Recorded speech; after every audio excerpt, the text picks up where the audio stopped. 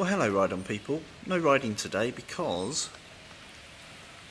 as you can probably see, it's raining absolutely cats and dogs today, so decided not to ride, but I am going to go and look at Jerry's new bike, which is a 2019 BMW GS Adventure in a cool and sexy HP colours. Stick around and I'll give you my initial impressions. So Jerry's bike was so brand new, it hadn't even been PDI'd yet and hadn't even been filled with gas. This 2019 BMW R1250 Shift Chem Adventure HP model may genuinely be the very first one available to buy in an American dealership. It's not even on the BMW website yet, and we haven't seen any for sale in any dealers to date.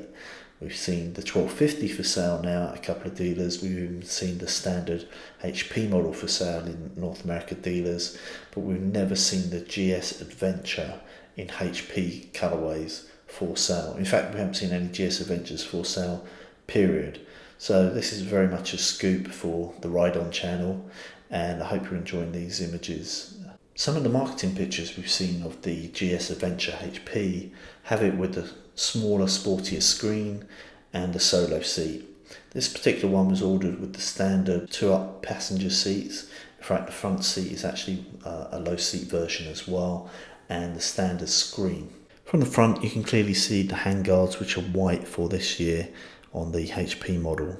This particular bike has arrived with the pannier cases, which seem identical to the 2018 model, so if you have existing BMW panniers they should fit onto the 2019.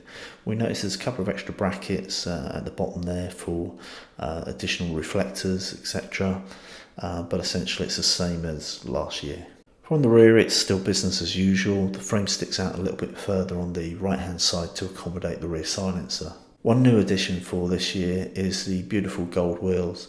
Anybody with the dark kind of graphite grey wheels know they are a nightmare to keep clean. It doesn't really seem to matter what products you put on it, how often you wash it or scrub them.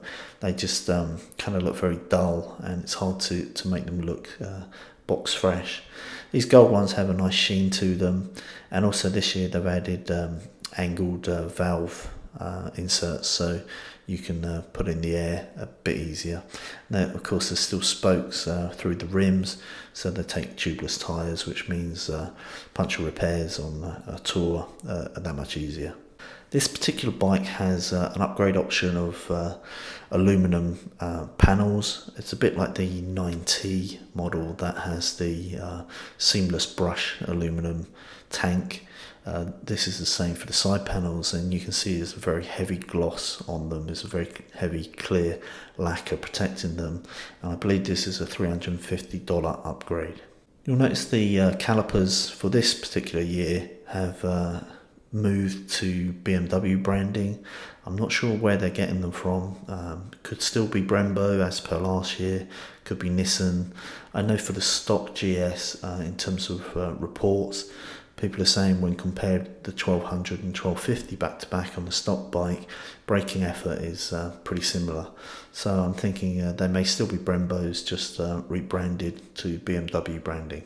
New for this year are black switchgear.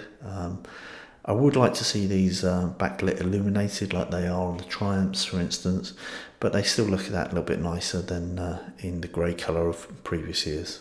They fiddled with the box at the front of the tank, where you can store your insurance certificates and spare cash and spare keys and that kind of stuff. But essentially it still works the same. It's still a waterproof box for your convenience. The aluminum side panel features embossed GS logo, and with the glossy lacquered finish, it really is a nice classy touch. These are the graphics that show that this is the new bike. It's obviously showing the 1250 rather than 1200, and it's the HP, which stands for high performance. Although in this instance, HP is more of a aesthetics upgrades than performance. One thing not in any of the reports, but it's something that we noticed immediately, is this cladding for the centre stand, and it seems to be one to maybe protect the exhaust when you're off-road and you're going over tree stumps and obstacles that might snag on the bike, which could have you off or cause damage.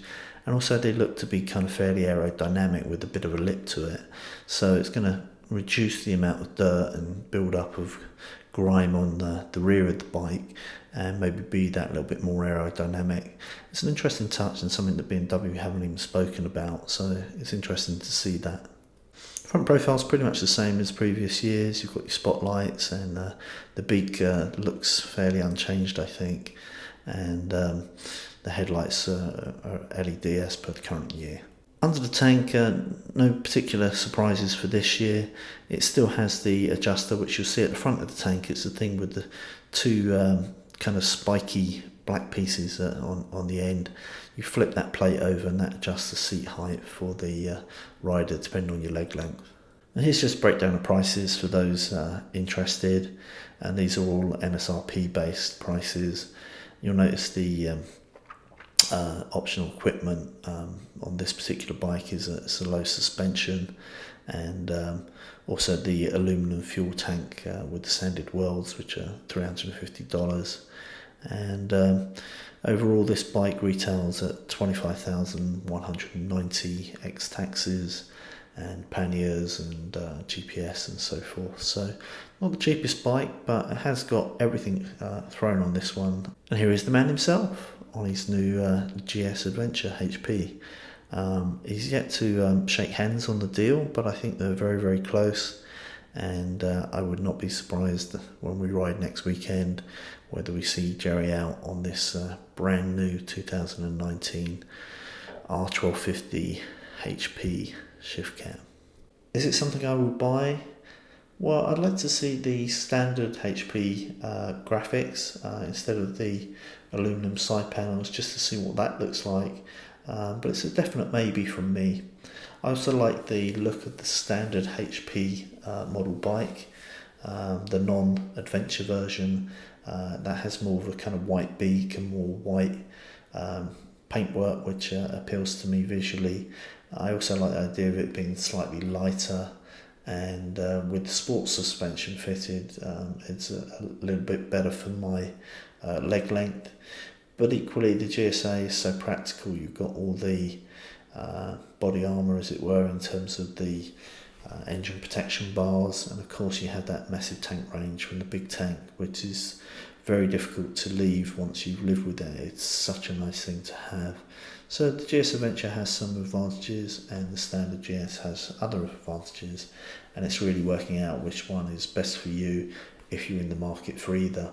And once again, congratulations to Jerry. I'm sure we'll be seeing him on this bike in the coming weeks and months, and obviously I'll be doing some videos and letting you guys have some feedback on how the shift cam performs and how pleased Jerry is with it. So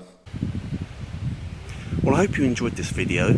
I really appreciate all your feedback and support for the Ride On channel. I hope you're already a Ride On subscriber, but if not, please subscribe straight away. And last but not least, ride often, ride carefully, ride on.